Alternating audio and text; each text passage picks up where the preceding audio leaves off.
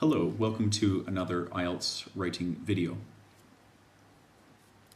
In today's video, we are looking at academic task 1 and how to describe a process. We're going to be going over some specific strategies that you can use to instantly make your writing sound more academic. Today's video was inspired by an article that I read at my colleague Dominic's website. I'm sure many of you are familiar with the great contributions that Dominic has made to the online IELTS community. I encourage you to visit his site at dcielts.com, and I will place a link to the particular article that I was reading in the description of this video. You may also wish to visit my sites at ieltsielts.com and the online forum ieltsnetwork.com.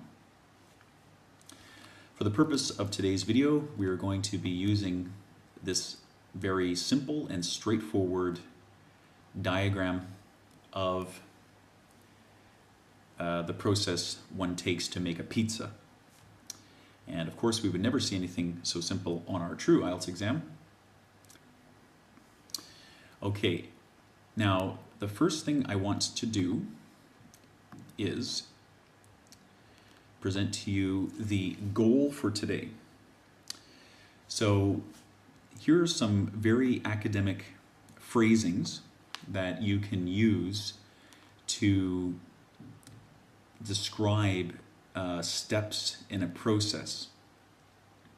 Okay, now before we get to talking about how to use these, I want to present to you a very, very basic description of what happens in this diagram.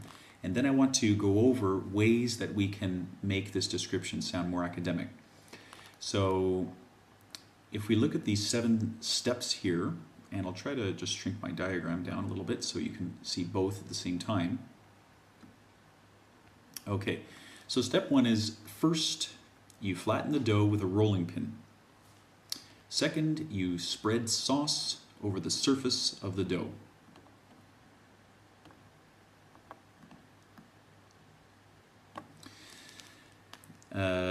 At this point, you add ingredients to the pizza. You then put the pizza in the oven. Next, you bake the pizza for 1 hour. Following this, let the pizza cool for around 10 minutes. Finally, you serve the pizza. So when we look at a description like this, this is obviously language that is not good to use in our IELTS. It is very personal, all of this you, very personal, and it's not written passively, so it doesn't sound particularly academic. So the first thing I want to do is demonstrate just simply converting this language into passive English. And you'll notice how the language instantly becomes much more academic. Now, for those of you that know how to write passively, the lesson is not going to stop there. So if this is a bit of a review for you, please stick around. When we finish writing these 7 sentences in passive, I'm going to show you more complex ways to link the sentences together and sound increasingly academic. So let's take this first sentence here. Firstly, you flatten the dough with a rolling pin. So if we were to write this passively, it would become, first, the dough is flattened with a rolling pin. And please also notice how I've dropped the you portion of it, so it's become less personal, which is exactly what we want in our IELTS response. Now second, you spread sauce over the surface of the dough. So this would become, second, sauce is spread over the surface of the dough. Okay, actually what I'll do is I'll make these italicized so they're a little bit easier to, and bolded so they'll be easier to recognize from the others. Okay, third, at this point, you add ingredients to the pizza. So here we would have, at this point, ingredients are added to the pizza.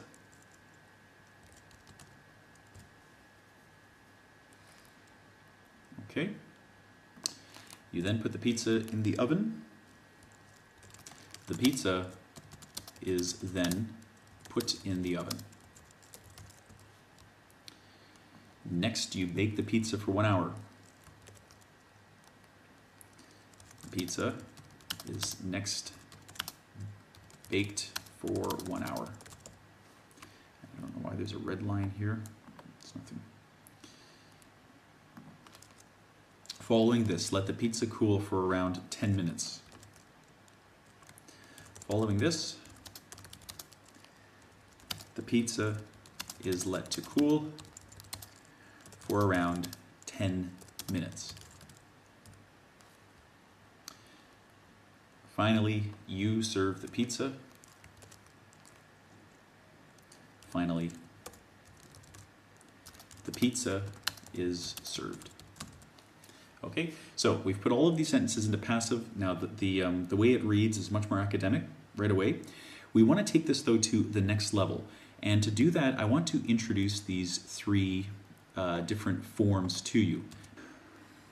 Okay, so I am going to delete the non-passive sentences here.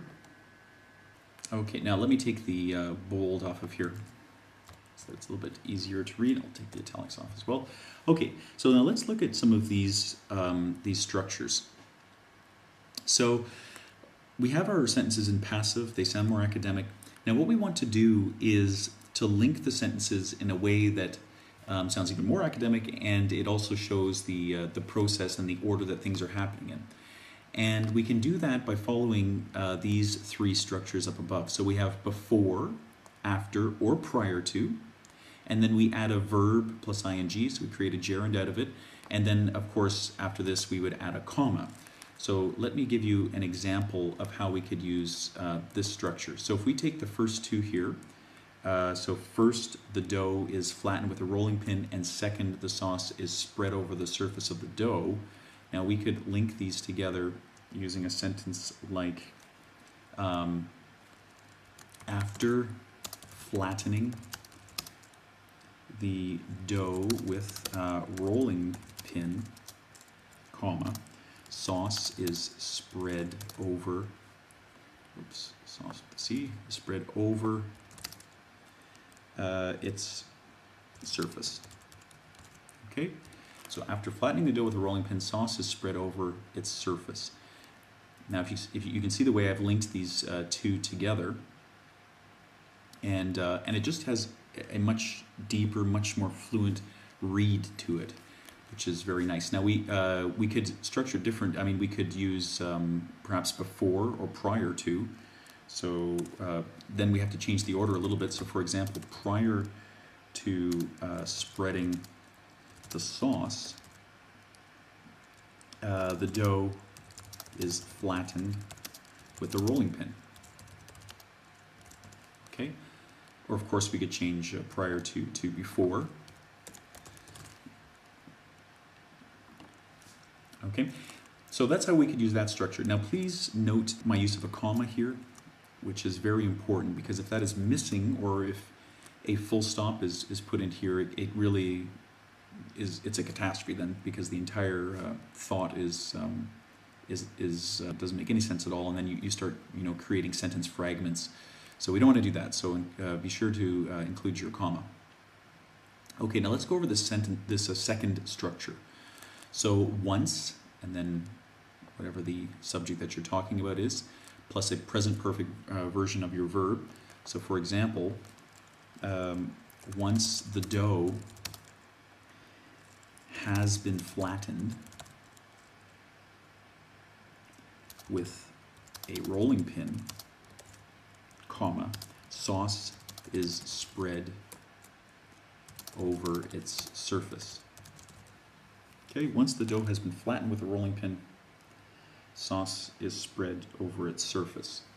Doesn't that sound so much more academic? Now we're using passive language, we're linking our passive phrases together, and this is really starting to sound, we are really starting to sound like real expert users of the language. Now let's look at this final structure here. So having plus our past participle. So we could write having flattened the dough with a rolling pin, comma, sauce is spread over its surface. Okay? So here's another very academic way to link these two ideas together. So, you know, now we could go on through each of these sentences and do the same. So I'll just show you very quickly a couple of examples. So at this point, ingredients are added to the pizza.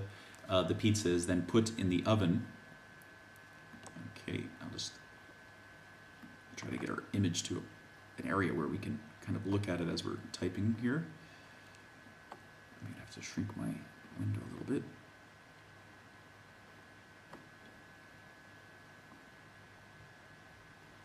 Okay, so at this point, ingredients are added to the pizza.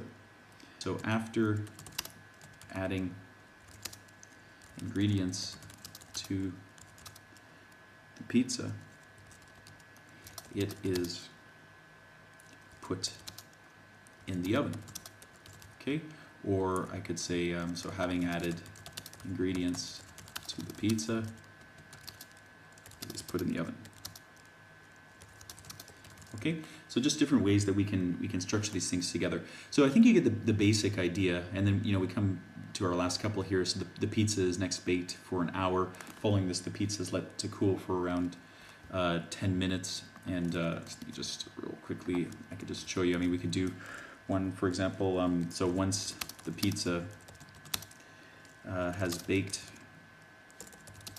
for 1 hour, it is let to cool for around 10 minutes. Okay, so different ways that you can couple these ideas together.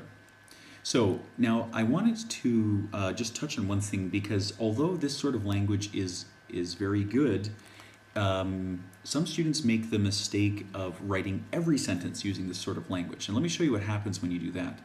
So here I've put together these sentences, and now look at how this reads.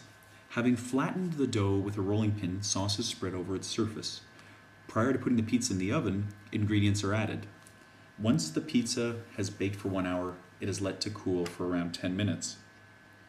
Now, what happens when we don't vary our language, when we keep using these sorts of forms one after the other, is you start to sound very robotic.